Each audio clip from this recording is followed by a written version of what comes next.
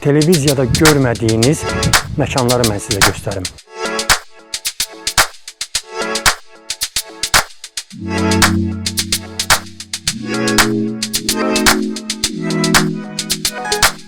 Bir Bakılı balasının, Zığ kəndinin balasının sonradan necə Sanka Ziverə çevrilməsinin tarixçəsini sizə danışacağım.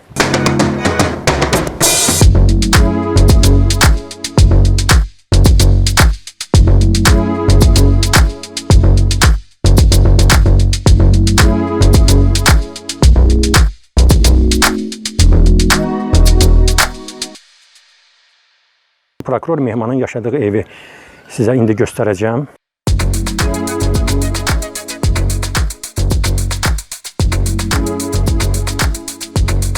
Amma mən bir qurtumda olsa içmək istəyirəm bu sudan. Çox sağ olun. Allah razı olsun. Allah kömürünüz olsun.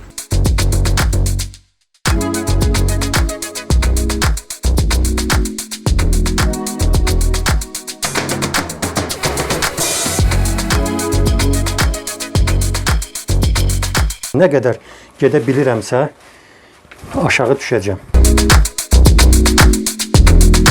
Görünür ki, yəni burada bir neçə insan sümüyü var.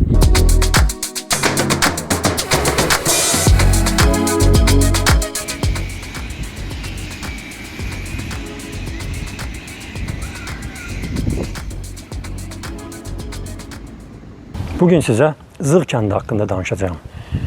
Onun qədim abidələri haqqında, qədim ovdanları haqqında. Düzdür, Zığ kəndi haqqında çox verilişlər hazırlanıb. Amma mən istəyirəm ki, siz bu kənddə televiziyada görmədiyiniz məkanları mən sizə göstərim. Yəni, buranın çox qədim bir ovdanı var. O ovdanın hardasa 17-ci əsrə aid edilir. Buranın çox qədim bir qəbirstanlığı var. Onlara mən sizə göstərəcəm birazdan.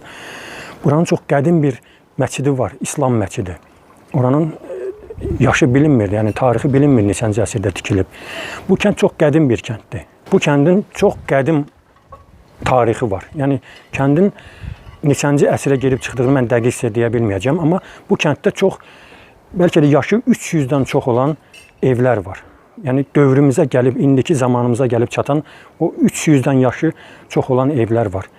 Amma kəndin öz tarixi çox qədimdir. Bax, görürsünüz bu daşlara sadəcə kənardan baxanda onun qədimliyi, onun neçənci əsrə aid olduğunu təxmin etmək olar. Ona görə də mən bugün kənd haqqında yox, kənddəki qədim məkanlar haqqında sizə söhbət açacağım. Düzdür, kənd haqqında çox danışılıb, çox verilişlər çəkilib. Amma mənim sizə indi göstərəcəyim məkanları, mənim sizə göstərəcəyim o kəndin qədim yerlərini siz televiziya ekranlarında görməmişsiniz. Bu kəndin sakinləri keçmiş zamanlardan, yəni keçmiş dövrlərdən əkinçilik və maldarlıqla məşğul olub.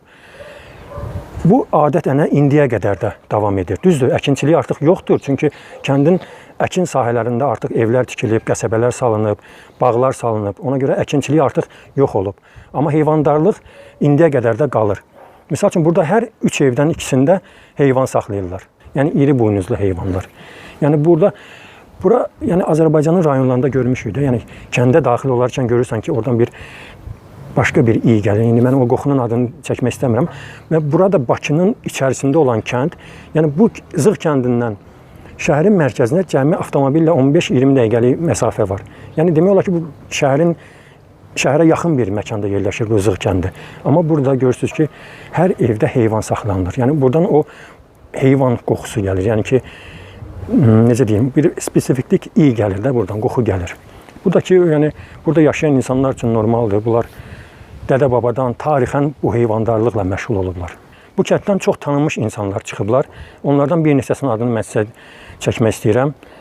Din alimi Şeyx Həsən, Professor Xanım Salayeva, General Əhməd bəy Ağayev, ondan sonra çoxdur bu. Yəni bu kənddə çox insanlar belə tanınmış, qoçular da çıxıb bu kənddən, elm adamları da çıxıb, din adamları da, din xadimləri də çıxıb bu kəndin yetirmələri olublar. Amma mən bugün sizə bu kəndin başqa bir, daha doğrusu kriminal bir üzvünün adını çəkmək istəyirəm. Bu Pəncəli Cabir və yaxud da Cabir Qasımovdur. Cabir Qasımov bu kənddə anadan olub.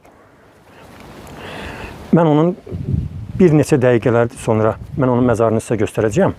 Və Cabir Qasımovun bir Bakılı balasının, Zığ kəndinin balasının sonradan necə Sanka Ziverə çevrilməsinin tarixçəsini sizə danışacağam.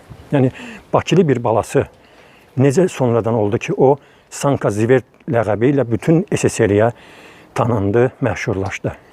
Bu haqda biraz sonra danışacağım, onun qəbrinin, məzarının yaxınlığında.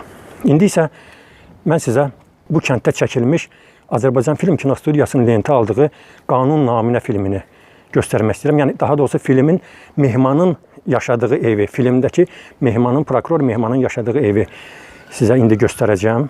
O ev artıq yoxdur. Çünki o evi satdılar. Evin sahibləri evi satdı və evi almış yeni sahibləri isə o evi söktülər və ev artıq yoxdur. Amma məkan olaraq mən oranı sizə göstərəcəyəm.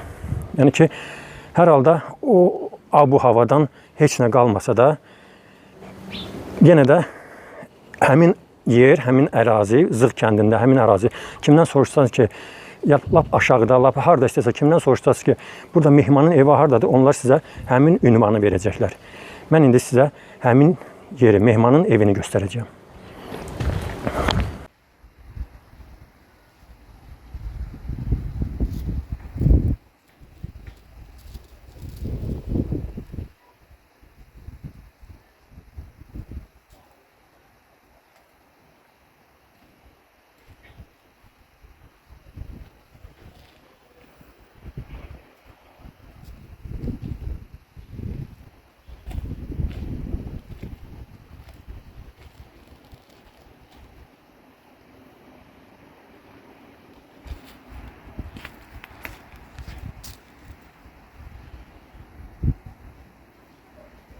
Rejissor Muxtar Dadaşovun 1969-cu ildə lentə aldığı Qanun Naminə filmi məhz burada çəkilmişdir.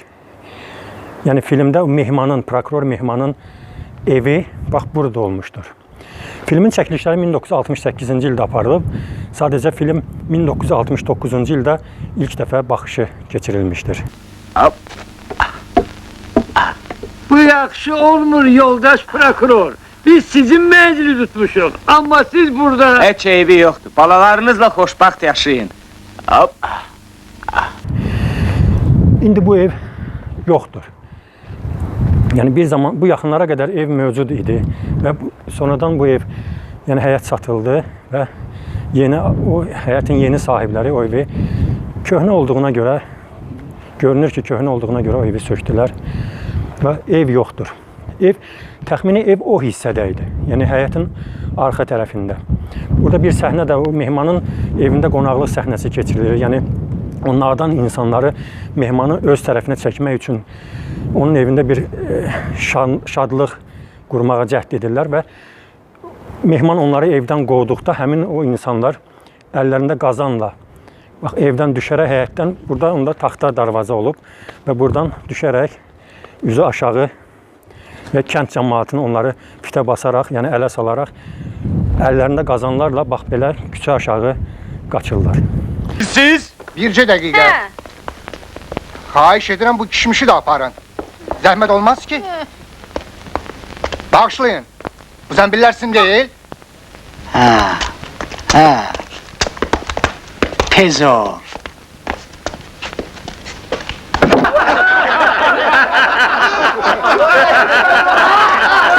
Yəni filmdəki Mehmanın evi bax burada, Zığ kəndində. Həmən bax bu mən dayandığım bu məkanda lentə alınmışdır. Amma təəssüf ki, o evdən indi əsər əlamət qalmayıb.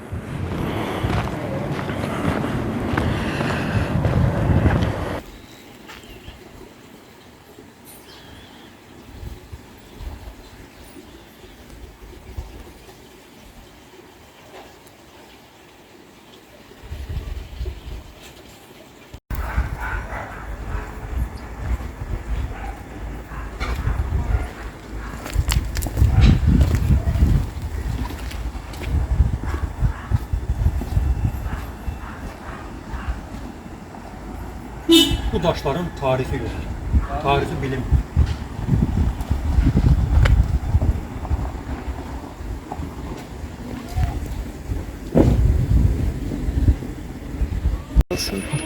Yəni gillə tikilib də, bax gillə sifariş. Bu sement azəçmə qapısında təmiz gillə. Onlar düz 150, yəni ki, birəsi yarım başı var. Birəsi keçdisi tarixi alıda sayılır. O da köpək. Nasıl? Kənd adamsınız. Allah sağ olsun.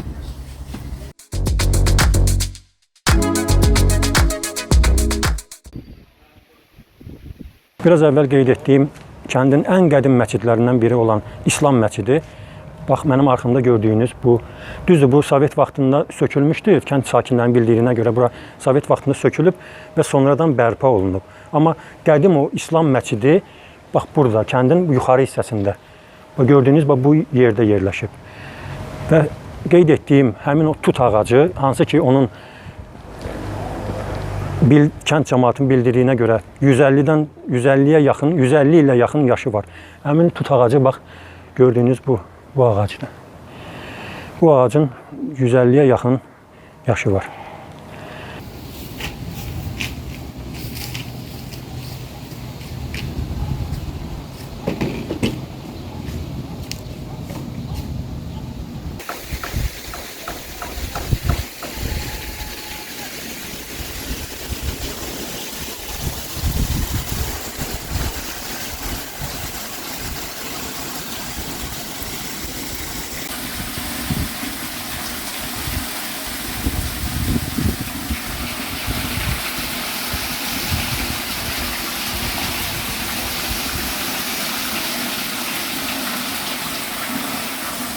Ovdanlardan danışmışdım.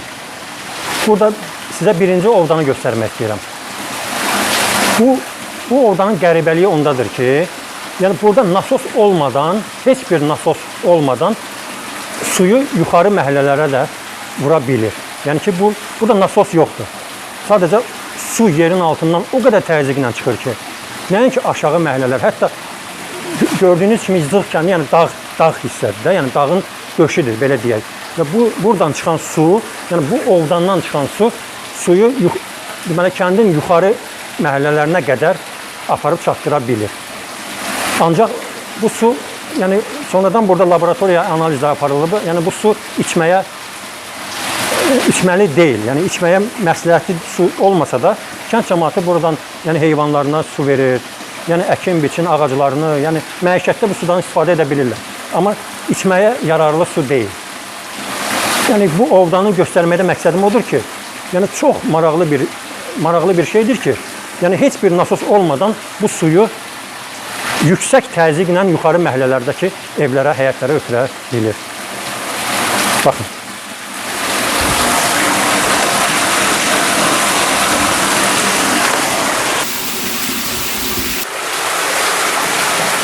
Yəni bu ovdanın yaranma tarixi də məlum deyil. Yəni neçənci əsrə aiddir bu ovdan, o məlum deyil. Amma görün, neçə illər, bəlkə də neçə əsrlər keçib, buradan indi də su çıxır və bu kənd cəmaatı, kənddə yaşayan insanlar, kənd sakinləri bu sudan istifadə edə bilirlər. Yəni ki, bu çox maraqlı bir şeydir, maraqlı bir haldır, daha doğrusu. Neçə əsrin bir ovdanı indi də insanları su ilə təmin edir.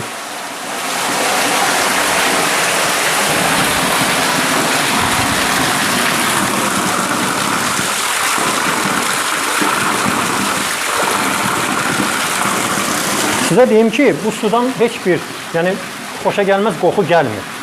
Sadəcə nə üçünsə, yəni ki, yəni laboratoriya analizlərindən belə nəticəyə gəlinib ki, sudan içmək məsləhət görülmür. Yəni ki, su çirkli su deyil, sadəcə məsləhət görülmür. Ola bilsin ki, bu su təmizlənmədən birbaşa yerdən çıxdığına görə və yaxud da bu suda ola bilsin ki, az da olsa şoranlıq var ki, yəni bundan içmək yəni mütəxəssislər məsləhət görmür. Amma Amma mən bir qurtumda olsa içmək istəyirəm bu sudan. Yəni yəqin ki, bu mənə zərər verməz. Sizə deyim ki, yəni heç də evlərimizə gələn o sudan fərqlənmir. Yəni dadında mən belə bir qeyri-adi bir şey hiss etmədim. Birinci ovdandan hələlik bu qədər. İndi mən sizə ikinci ovdanı göstərəcəyəm. O ovdan belə deyil, yəni bundan fərqlidir.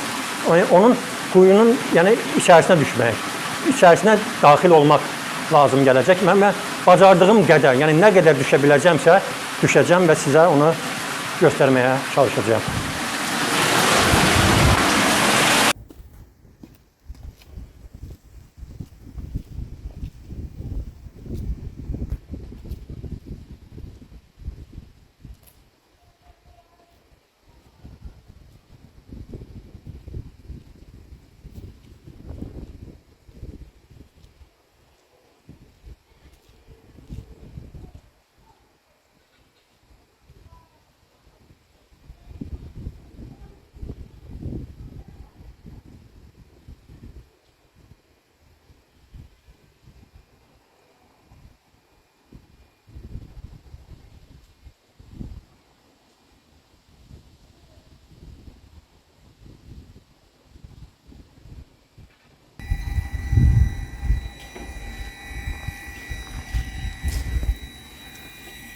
Onu da qeyd etmək istəyirəm ki, əgər sizin bu kənddə qohumunuz varsa və həmin o qohum kəndin yuxarı hissəsində, yəni mən indi hal-hazırda dayandığım bu yer kəndin yuxarı hissəsidir və sizin qohumunuz kəndin yuxarı hissəsində yaşayırsa və siz onlara qonaq getmək istəyirsinizsə, yay ayında, yayın deyək ki, bir qızmar 40 dərəcə istisində.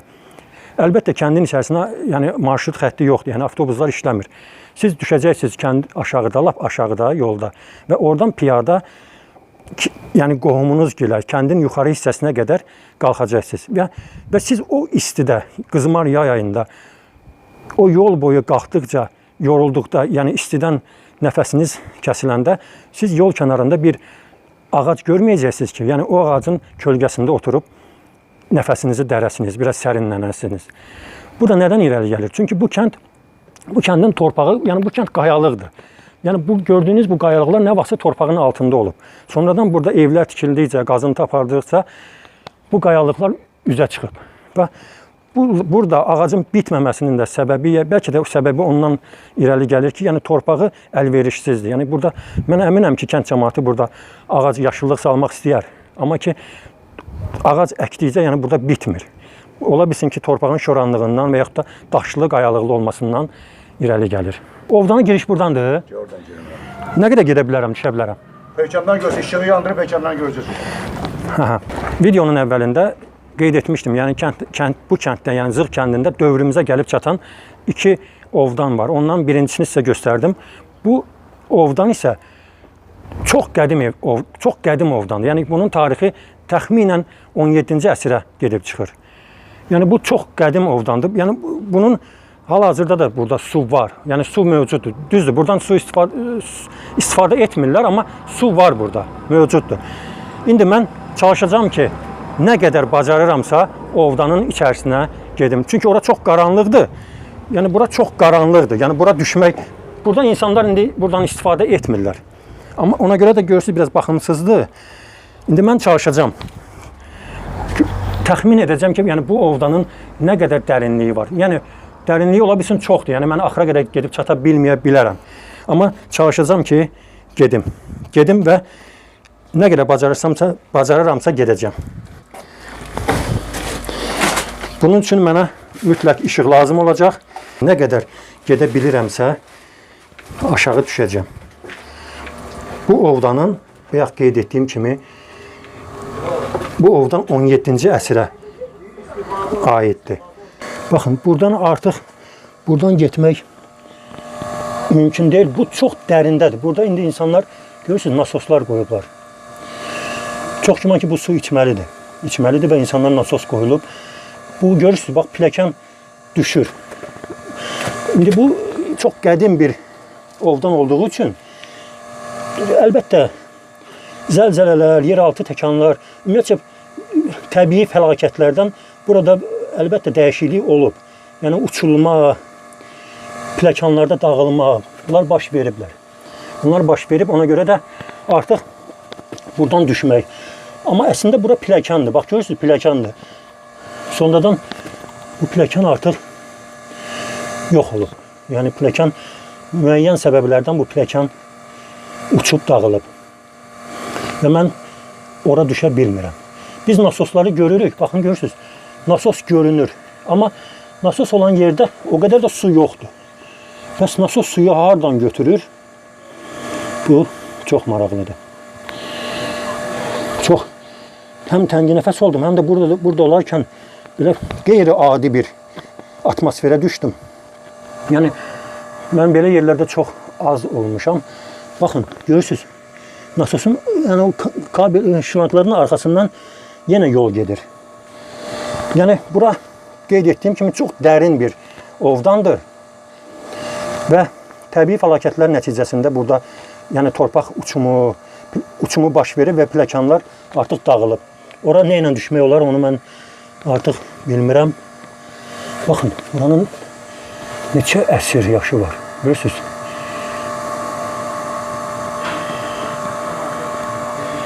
Bu çox qədim bir ovdandır. Yəni o kənd cəmaatının, yəni tarixçilərin qeyd etdiyi kimi bura 17-ci əsrə aid ovdandır. O zaman da burada insanlar buradan su götürüblər. İndi də su götürürlər, istifadə edirlər. Və mən gördüyünüz kimi buradan o tərəfə düşə bilmədim. Yəni pləkan artıq uçulub, dağılıb. Düşmək mümkün deyil. Bura, baxın, bura qayalıqdır. Yəni o ovdan çox güman ki, qayalığı dağıdılaraq, yəni qayalığı yonularaq buradan su aşkar olunub və sonradan qazılıb və ovdan tikilib. Çox qəribədir. Bu da onun giriş, yəni az da olsa salamat qalmış, dövrümüzə qədər salamat qalmış pləkanları.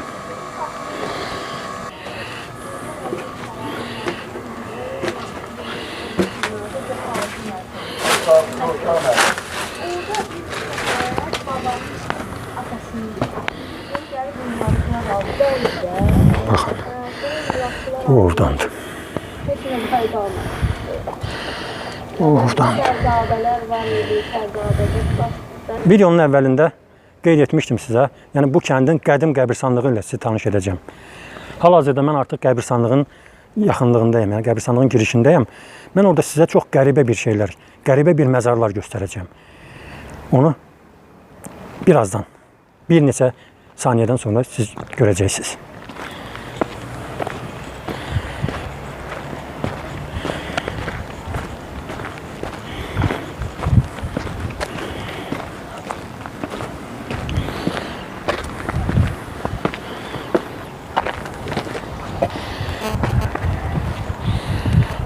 Haqqında bəhs etdiyim Zığ kəndinin qədim qəbirstanlığı bax buradır. Burada bir neçə qədim qəbir var. Bura çox güman ki, bura bir ailənin, yəni eyni ailə üzvlərinin dəfn olunduğu bir, necə deyim sizə, bir sərdabə deyil əslində. Burada yəni insanlar dəfn olunub. Yəni bura bir ailəyə məxsus olan bir yerdir. Gəlin içəridə mən sizə göstərim. Bu qəbir daşlarının tarixini, yəni mən deyə bilmərəm bu neçənci əsrdir. Düzdür, üzərində yəni köhnə əlifba ilə, köhnə yazılarla yazılar var, amma bunu oxumaq çox çətindir. Amma hiss olunur ki, burada, yəni bura bir ailənin, yəni eyni ailənin üzvlərinin dəfn olunduğu bir məkandır. Düzdür, bu daşlar, yəni bu sinə daşları deyilir. Bu daşlar artıq bu zamanının, bu yəni ki, bu illərin ərzində soyuqda, yağışda, küləkdə bunlar artıq biraz öz görkəmlərini dəyişiblər. Yəni baxın görürsünüz, yəni bu çökmələr yağışdan əmələ gəlmiş çökmələrdir. Çox qədimdir. Yəni buranın tarixini Burada kimlər dəfn olunub və neçənci əsrdə dəfn olunub, onlara mən dəqiq deyə bilmərəm. Zığ kəndinin qəbirstanlığında sizə göstərdiyim ilk, yəni çox maraqlı bir məzarlıq. Qəbirstanlığın girişindəki o məzarlığı göstərdim. Yəni ki, orada dəfn olunan bir neçə qəbir var. Onlara kimə aiddir və bəlkə də onu tarixçilər bilir. Tarixçilər məlumdur, amma mən təəssüf ki, onu bilmədim kimin orada dəfn olunub. Çox güman ki, orada dəfn olunan insanlar bir ailənin üzvü olaraq dövründə təbəqəcə yüksək. Yəni ola bilsin ki, biraz imkanlı, biraz varlı insanlar olub ki, özləri üçün orada ayrıca bir qəbir yeri hazırlayıb. Amma bu qəbirlərə gəldikcə isə bu çox güman ki, çox sadə insanların qəbirləridir, məzarlarıdır. Yəni ki, bu məzar neçənci ildə, yəni burada uyuyan insan neçənci ildə dəfn olunub, kimdir, bunun indi qohumları, yaxınları var, yoxdur, bunu mən deyə bilmərəm. Amma hiss olunur ki, görünür ki, çox qədim qəbirlərdir. Yəni belə qəbirlər burada çoxdur. Çox güman ki, bura Alban dövrünə gedib çıxır. Amma buranı çox maraqlı bir aurası var burada. Bu qəbir çox güman ki, amma mən deməzdim ki, burada uşaq dəfn olunub. Yəni ki, amma o belə qəbirdən nisbətən balacadır. Ya burada qadın dəfn olunub, qadın məzarıdır və yaxud da ki, burada yeniyetmə, yəni uşaq deməzdim, yeniyetmə məzarıdır. Yəni nisbətən o birindən nisbətən balacadır. Yəni çox, burada insan heç yerə ayaq ata bilmir. Çünki hər yan qəbirdir, hər bir tərəf qəbirdir. Baxın, bu, orada sizə göstərdiyim qəbirlər, bu qəbirlər isə çox güman ki, bu təxminən 100 il bundan əvvəl, 150 il bundan əvvəl dəfn olmuş qəbirlərdir. Amma gördüyünüz kimi heç bir daş yoxdur, yəni sinə daşı, baş daşı qoyulmayıb. Qəbrin kimə məxsus olduğu bilinmir. Sadəcə qəbrin dövrəməsinə gördüyünüz kimi daşları düzüblər və indi heç bir, bu da yəni baş daşı olaraq bu daşı bura qoyublar. Yəni bu bilinmir, bu qəbir kimindir. Mən bilmirəm bu qəbrin indi, bu qəbirdə uyuyan insanın yaxınları varmı? Yəni qohumları, övladları, nəticələri, nəvə nəticələri varmı? Buranı ziyarət edirlərmi? Və yaxud da burada uyuyan insanı, onun yaxınları, yəni ziyarət edəcək yaxınları varmı, qalıbmı? Bunları mən deyə bilmərəm. Çox çətindir bunu demək. Yəni ki, bilirsiniz, qəbrin deyirlər ki, 70-80 il ömrü olur. Çünki yəni insan ölür, onun oğlu ömrünün axırına qədər ziyarət edir, ondan sonra nəvəsi ziyarət edir. Və nəvə də, bəzi hallarda nəvə heç ümumiyyətcə gəlmir və ona görə də deyirlər ki, qəbrin 70-80 il ömrü olur. Çünki övlad öləndən sonra nəvə gəlmir və qəbir istər-istəməz itir. Yəni torpağa qarışır. Bu qəbrin də çox güman ki, yəni mən deyə bilmərəm bu qəbri ziyarət edən var, yoxdur. Amma göründüyü kimi bilinmir. Kimin qəbrə, kimə məxsus olduğu məlum deyil.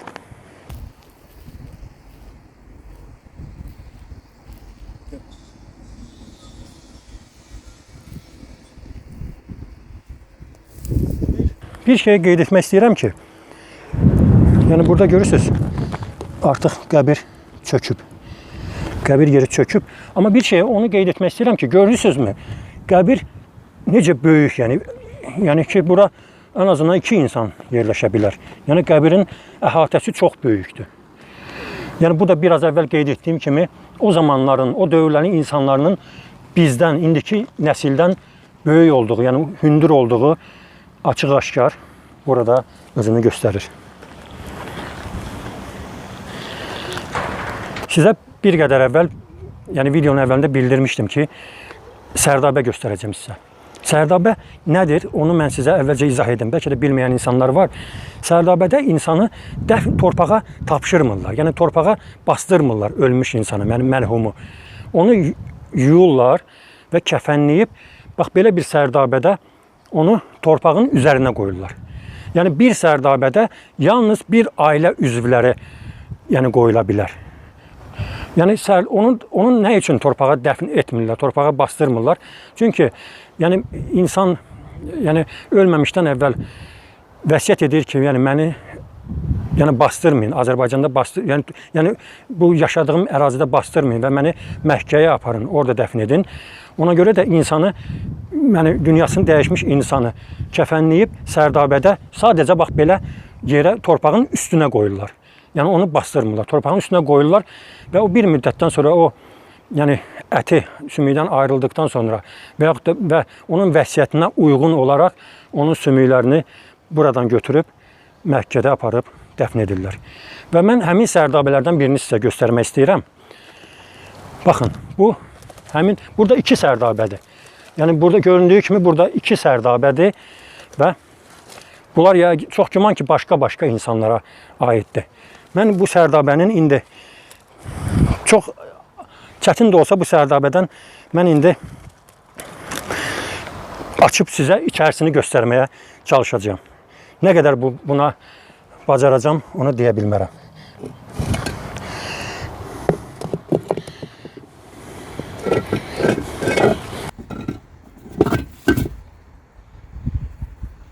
Baxın, göründüyü kimi, baxın. Bu sərdabənin pəncərəsidir. Yəni 4 tərəfdən bağlı olur. Bağlı olur və çox hündür də olmur. Bura onun pəncərəsidir. Pəncərə kimi qoyurlar buranı. Yəni ki, insan dəfn olanda buradan içəri keçərək onu torpağın üzərinə qoysunlar.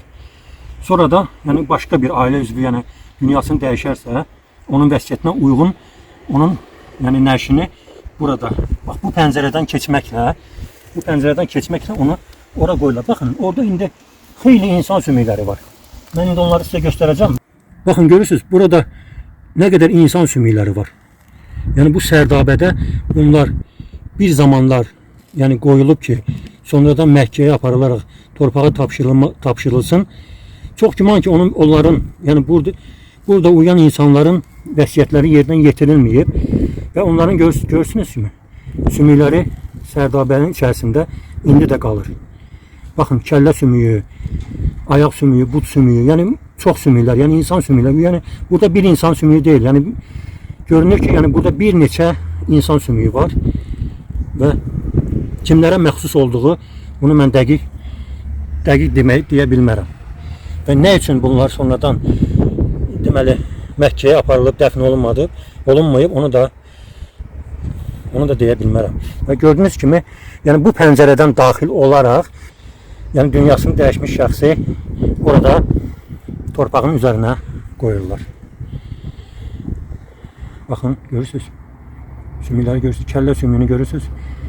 Çanaq sümüyü, kəllə sümüyü. Çoxdur burada sümüklər. Çox güman ki, burada bir neçə şəxsin deməli meyidi qoyulub.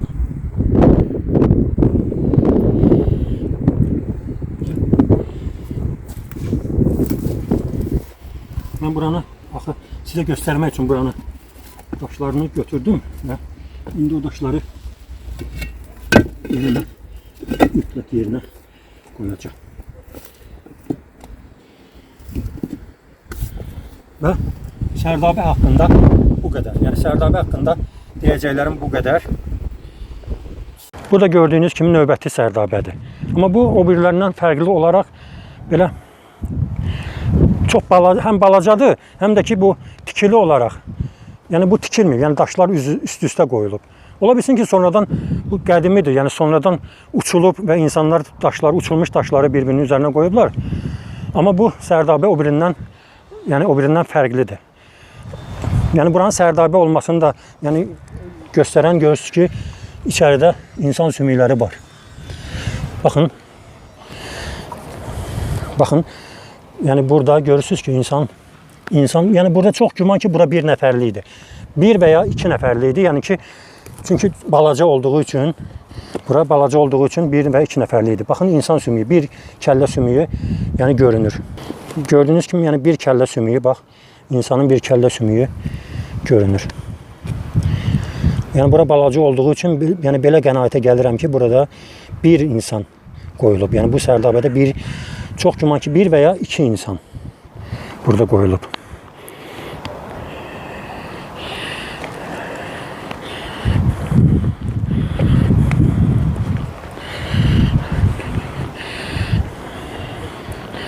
Bu qəbirstanlığın demək olar ki, tən ortasındayım. Yəni burada gördüyünüz bu daşların, bax bu daşların, görürsünüz bax yuxarı hissədə. Bu daşların hər biri qəbirdir. Hər biri qəbirstanlıqdır. Burada gördüyünüz hər bir daş qəbir daşıdır. Yəni bax dəfn olunmuş insanın ətrafına düzülmüş o daşlardır ki, bilinsin ki, yəni burada insan dəfn olunub. Bura qəbirdir. Yəni bura hər tərəf qəbirstanlıqdır. Gördüyünüz bax bu adi bu daşlar belə qəbir daşlarıdır. Çünki ona görə də mən buradan çox ehtiyatla addımlayıram ki, hər hansı bir məzarın üzərinə çıxıb orada uyuyan insanın, mərhumun ruhunu incitməyim.